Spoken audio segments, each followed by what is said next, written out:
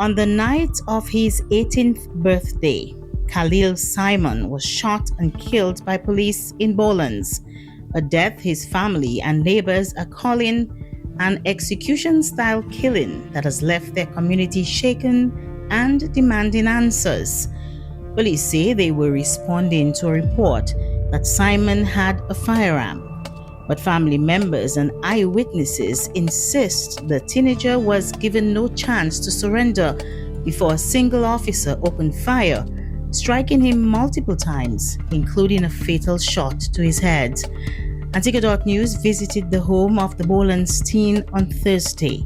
His mother, Cassandra Mackenzie, was too shaken up to speak to our reporters, but one of his family members told us that they did not give him a chance. The shooting unfolded in a tightly packed residential neighborhood.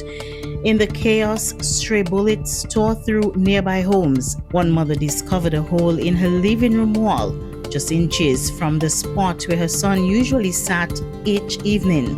The bullet lodged in her hallway after tearing straight through the room. An occupant of the house explained what happened. Which part the bullet hit? They say me sit down every night like do my freestyle or whatever the case might be. Maybe just pan and like a stream or whatever, that's a whole and vibe. So me definitely get hit if me sit down right here last night, cause I'm a brother keep telling me, yo, come outside and let's play some domino. So I say, you know what? I just wash my can, just go outside and play some domino, because you never know, I could be right in this position and sit down last night and the bullet just come. It would definitely hit me. And it would be a lethal, bro. Either in my chest, or in my face. We caught up with the MP for the area, Kahleel Simon, who also had concerns about what transpired. I went over to the crime scene and I approached the officer. In fact, I just heard somebody shouting, across the line, across the line, and across the line. And I mean, I'm not seeing any line except maybe the demarcation in the road that's naturally there from the way it was built. There wasn't any caution tape or anything, but the officer came over. I identified myself as the MP for the area, and I told him, this situation could have been worse. I told him that if he knows that the bullet was lodged in the house next door, and he said no. And then one officer, I heard him said, they again come back with the same nonsense again. Like they were not willing to listen to the youngsters that went over there to tell them of the same bullet incident. And then after I told him, he came over to the house and looked at the bullet, and then he told me he was going to make the forensic team come over to see. Which I don't know if that happened because it was minutes to 3 in the morning. I was tired, so I went to bed. The shooting has reignited long-standing complaints about the Antigua and Barbuda police force. Residents argue that officers are too quick to fire their weapons and that recruitment practices bring in individuals unfit for community policing. Critics are now calling for a full investigation, the release of details about the officer involved, and reforms to ensure deadly force is used only as a last resort. The official investigation is ongoing, but little information has been shared with Simon's family or the public. Among the unresolved issues, was Simon armed at the time? Why did only one officer respond? Were backup and engagement protocols followed?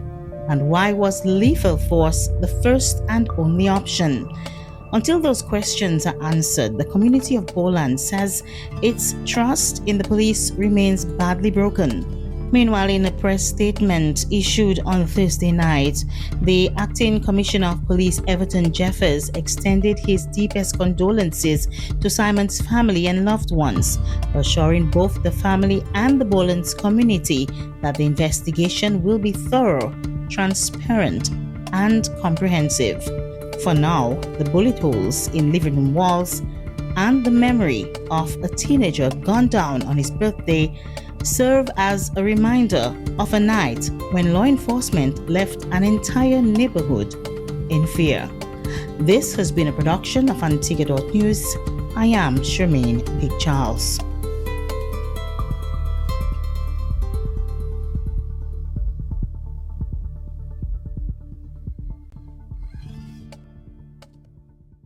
Antigua.news is your #1 online news platform for breaking events as they happen. In a busy world, why wait until tomorrow for today's news?